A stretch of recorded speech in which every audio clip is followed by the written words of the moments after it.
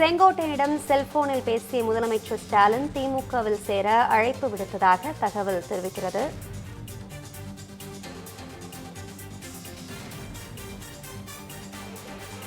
MLA பதவியை ராஜினாமா செய்த செங்கோட்டையனை முதலமைச்சர் ஸ்டாலினுடன் பேச வைத்த அமைச்சர் சேகர் பாபு என்ற தகவல் தெரிவிக்கிறது. இதனை அண்மை செய்தியாக நாம் பார்த்துக் கொண்டிருக்கிறோம். செங்கோட்டையனை இணைந்து தாவேக பலம் பொருந்திய கட்சியாகிவிடக் கூடாது என்பதில் திமுக தீவிரம் காட்டி வருவதாக தகவல் தெரிவிக்கிறது. செங்கோட்டையனிடம் செல்போனில் பேசிய முதலமைச்சர் ஸ்டாலின் திமுகவில் சேர அழைப்பு விடுத்திருப்பதாக தகவல் தெரிவிக்கிறது. இதனை அண்மை செய்தியாக நாம் பார்த்துக் கொண்டிருக்கிறோம். எம்எல்ஏ பதவியை ராஜினாமா செய்த செங்கோட்டையனை முதலமைச்சர் ஸ்டாலினுடன் அமைச்சர் சேகர் பாபு பேச வைத்திருப்பதாக தகவல் தெரிவிக்கிறது. செங்கோட்டையன் இணைந்து தாவேக பலம் பொருந்திய கட்சியாகிவிடக் கூடாது என்பதில் திமுக தீவிரம் காட்டி வருவதாக தெரிவிக்கிறது.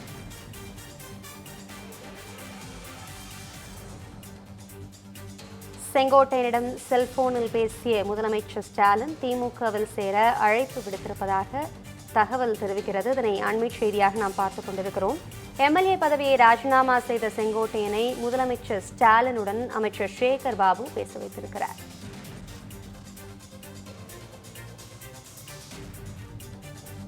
செங்கோட்டையன் இணைந்து தாவேக பலம் பொருந்திய கட்சியாகிவிடக் கூடாது என்பதில் திமுக தீவிரம் காட்டி வருகிறது.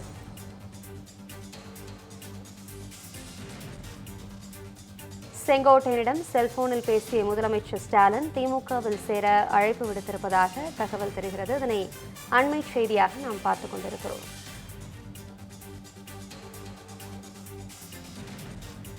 எம்எல்ஏ பதவியை ராஜினாமா செய்த செங்கோட்டையனை முதலமைச்சர் ஸ்டாலினுடன் அமைச்சர் சேகர் பாபு பேச வைத்திருக்கிறார்.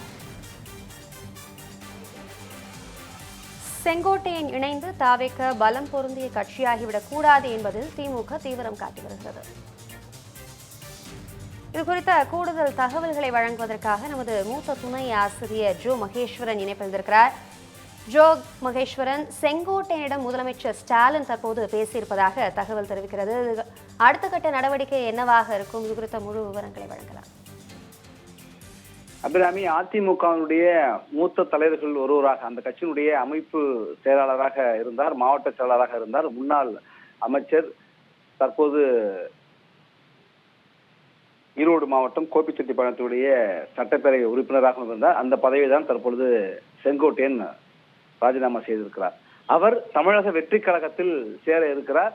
தமிழக வெற்றி கழகத்திலே வழிகாட்டு குழு தலைவர் அல்லது அந்த கட்சியினுடைய அமைப்பு பொதுச்செயலாளர் உள்ளிட்ட ஏதாவது ஒரு மிக முக்கிய பதவியிலே அவர் அங்கு பணியாற்ற போகிறார் என்கிற தகவல்கள் வந்து கொண்டிருக்கிற சூழல்ல இன்றைக்கு அவர் தன்னுடைய சட்டப்பேரவை உறுப்பினர் பதவியை ராஜினாமா செய்துவிட்டு நாளைய தினம் அவர் தமிழக வெற்றி கழகத்தில் சேர்வார் என்றெல்லாம் தான் ஊடகங்கள்ல செய்திகள் வெளியாகி இருக்கிறது. இன்றைக்கும் கூட காட்சி மற்றும் அச்சு ஊடகங்கள்ல அந்த செய்தி நிறைய வந்திருக்கிற சூழல்ல அவர் திமுகவில் சேருவதற்கான அல்லது அவரை திமுகவில் சேர்ப்பதற்கான முயற்சியை ஒரு பக்கம் எடுக்கப்பட்டிருப்பதாக தகவல் தற்போது வந்திருக்கிறது. ஏனென்றால் அமைச்சர் சேகர் பாபு நேரடியாக செங்கோட்டையனை சந்தித்து அவருடைய செல்போனிலிருந்து முதலமைச்சர் ஸ்டாலினிடம் பேச வைத்து ஸ்டாலினே நேரடியாக அழைத்திருக்கிறார் என்று தற்போது தகவல் கிடைத்திருக்கிறது. அதிமுகவினுடைய மக்கள் செல்வாக்கோடு இருக்கிற மிக மூத்த தலைவர்கள் திமுகவில் சேர்ப்பதற்கான முயற்சி கடந்த சில ஆண்டுகளாகவே முன்பிலிருந்தே தொடங்கி நடைபெற்று வருவதா பார்க்க முடிகிறது. கடந்த சில நாட்களுக்கு முன்பு சட்டப்பேரவை சபாநாயகருக்கு வானளவே அதிகாரம் இருக்கு என்கிற வார்த்தையை பயன்படுத்திய PH பாண்டியனுடைய மகன் மனோஜ் பாண்டியன் திமுகவிலே சேர்ந்தார். இப்போ திமுகவில் இருக்கிற அமைச்சர்களில் பலர் ஏற்கனவே அதிமுகவில் இருந்தவர்கள் தான். அமைச்சர் முத்துசாமி, முன்னாள் அமைச்சராக இருந்த செந்தில் பாலாஜி, ரகுபதி உள்ளிட்ட பலர் ஒரு பட்டியலையே சொல்றாங்க. அந்த வகையில கொங்கு மண்டலத்துல திமுக அரசியல் செல்வாக்கு அதிமுகவோடு ஒப்பீட்டளவில் பார்க்கின்ற பொழுது சற்று குறைவாக இருக்கு. கொங்கு மண்டலத்தில் இருக்கிற தொகுதிகளை, சட்டப்பேரவை தொகுதிகளை இலக்கு வைத்து கொங்கு மண்டலத்துல அதிகமான தொகுதிகளை பெற வேண்டும் என்கிற இலக்கையும் திமுக வைத்திருக்கிற சூழல்ல செங்கோட்டையன் போன்ற நீண்ட கால அதிமுகவுடைய அரசியல்ல பயணித்தவர். ஏனென்றால் அவர் அதிமுகவுடைய நீண்டகால அல்லது நிரந்தர பொதுச்செயலாளர் என்று அழைக்கப்பட்ட ஜெயலலிதா அவர் முதலமைச்சராக இருக்கின்ற பொழுதும் அவர் பொதுச்செயலராக தேர்தல் பிரச்சார கூட்டங்களுக்கு செல்கிற பொழுது அவருடைய தேர்தல் பிரச்சார கூட்டங்களை பிரச்சார பயணத்தை கட்டமைத்தவர் செங்கோட்டையன் என்று சொல்வார்கள். நிறைய பிரச்சார கலந்த சில ஆண்டுகளுக்கு முன்பு தேர்தல் பிரச்சார தேர்தல் அரசியலை கூர்ந்து கவனிக்கின்ற பத்திரிகையாளர்களுக்கு தெரியும். அவர் செங்கோட்டையன் வந்து ஒரு இடத்தில் நிற்பார். அவர் நிற்கிற இடத்துலதான் ஜெயலலிதாவுடைய பிரச்சார வாகனம் நிற்கும். அந்த இடத்திற்கு அவர் பிரச்சாரத்தை தொடங்கினவுடன் அவர் அடுத்த இடத்திற்கு சென்று அந்த பகுதியில பிரச்சாரத்துக்கான ஏற்பாடு செய்வார். இப்படி தமிழ்நாடு முழுக்க ஜெயலலிதாவுடைய பிரச்சார பயணத்தை திட்டமிட்டவர், வழிநடத்தியவர் என்று சொல்லப்படுகிறது. அப்படி அனுபவம் மிக்க ஒருவர் தமிழக வெற்றி கழகத்தில் சேர்ந்தால் தமிழக வெற்றி கழகத்திற்கு ஒரு பெரும் பயனாக இருக்கும். தமிழக வெற்றி கழகத்தை பொறுத்த வரைக்கும் தற்போது இருக்கிற ஆதவ அர்ஜுனாவோ அல்லது ஆனந்தோ ஜான் ஆரோக்கியசாமியோ மற்றவர்களோ ஒரு அரசியல் நீண்டகால அனுபவமோ அல்லது இது போன்ற ஒரு பெரும் பயணம் பிரச்சாரத்திற்கு திட்டமிடுகளோ அமைப்பு ரீதியாக கட்டமைப்பு திறன் குறைவாக ஒப்பீட்டு அளவில் பார்க்கின்ற போது இருக்கிறப்ப செங்கோட்டையன் என்பது எப்படி தேமுதிக விஜயகாந்த் தொடங்குகின்ற பொழுது விஜயகாந்திற்கு பண்டூட்டி ராமச்சந்திரன் ஒரு பக்கபலமாக இருந்து வழிநடத்தினாரா, அதுபோல விஜய்க்கு செங்கோட்டையன் இருந்து விஜயகாந்துக்கு பண்டூட்டி ராமச்சந்திரன் இருந்தது போல விஜய்க்கு கே.ஏ. செங்கோட்டையன் இருப்பார் என்கிற ஒரு வீகத்திலும் அவரிடம் பேசி அவர் சேர இருக்கிறார் என்பதுதான் இப்ப இன்று காலை வரை வந்திருக்கிற தகவல். ஆனால் அவரை திமுகவில் கொண்டு சேர்த்தால் திமுகவிலும் அந்த கொங்கு மண்டலத்துல திமுகவுடைய செல்வாக்கும் உயரும், அதிமுகவுடைய வாக்கு வங்கியையும் திமுகவுக்கு கொண்டு வரலாம். இன்னொரு பக்கம் அவர் ஒரு செல்வாக்கு மிக்க ஒரு அரசியல் தலைவர் தமிழக வெற்றி கழகத்தில் சேருவதன் மூலமாக தமிழக வெற்றி கழகத்திற்கு ஒரு வரவேற்பு அல்லது அந்த கட்சி வலுப்பெறுவதையும் தடுக்க முடியும் என்பதை கருத்தில் கொண்டு கே.ஏ. செங்கோட்டையனிடம் முதலமைச்சர் மு.க. ஸ்டாலின் தொலைபேசியிலே பேசியிருப்பதாக தகவல் வந்திருக்கிறது.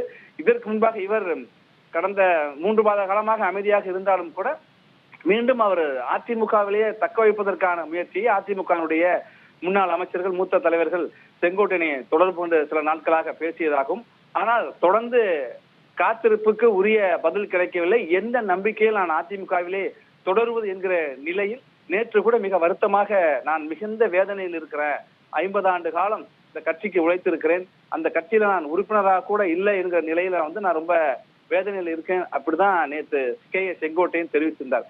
அப்ப அவர் மீண்டும் அதிமுகவிலே தொடருவதற்கு வாய்ப்பு இல்லை என்பது உறுதியாகி இருக்கிற நிலையில தமிழக வெற்றி கழகத்துக்கு சென்றால் அந்த கட்சிக்கு ஒரு பலனை கொடுக்கும், வலுவை கொடுக்கும். பல ஆய்வுகள்ல கருத்து சர்வே எல்லாம் எடுத்திருக்காங்க தமிழக வெற்றி கழகம். அதுல கொங்கு மண்டலத்துல தாவேகாவுக்கு ஒரு செல்வாக்கு இருப்பதாக அவர்கள் கருதுகிறார்கள். அந்த சூழல்ல இவர் போன்ற ஒரு நீண்ட நெடிய அனுபவத்தை பெற்ற ஒரு தலைவர் தமிழக வெற்றி கழகத்திற்கு வந்தால் அவர்களுக்கு ஒரு மேலும் வலு சேர்க்கும் என்கிற ஒரு திட்டத்தோடு அவரை சேர்க்க முயற்சிக்கிறாங்க. ஆனா அங்க தடுக்கிற முயற்சியிலையும் தங்களை வலுப்படுத்துகிற முயற்சியிலையும் திமுகவும் ஒரு பக்கம் தீவிரமாக இருக்கிற சூழல்ல இப்ப ஒரு 50 ஆண்டு கால அரசியல் அனுபவத்தை பெற்றிருக்கிற கே.ஏ.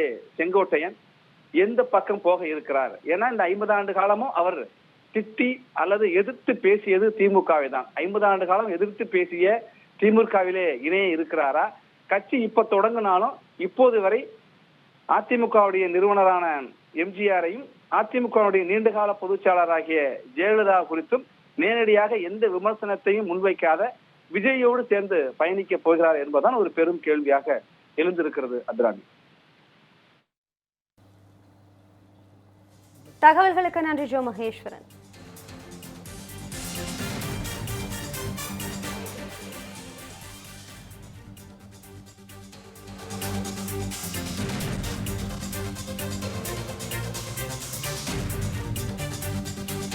சென்னையோட next biggest real estate booming லொகேஷனான சென்னை பெங்களூர் ஹைவேல ஒரு பிளாட் வாங்கணும்னு பிளான் பண்றீங்களா? பூந்தமல்லியில 6,000 per square feet, ஸ்ரீபெரும்புத்தூர்ல 4,000 per square feetனு மார்க்கெட் பிரைஸ் இருக்கும்போது நம்ம ஜி ஸ்கொயர்ல மட்டும்தான் half the price of Sriperumbudur and 1/3 the price of பூந்தமல்லியிலேயே உங்களுக்கு வில்லா பிளாட்ஸ் கிடைக்கும். Yes, launching G Square at Attandalam near Savitha Medical College. Early bird price of villa plots வெறும் 1,790 per square feet, அதுவும் for first 15 bookings only. For bookings call 8939750009.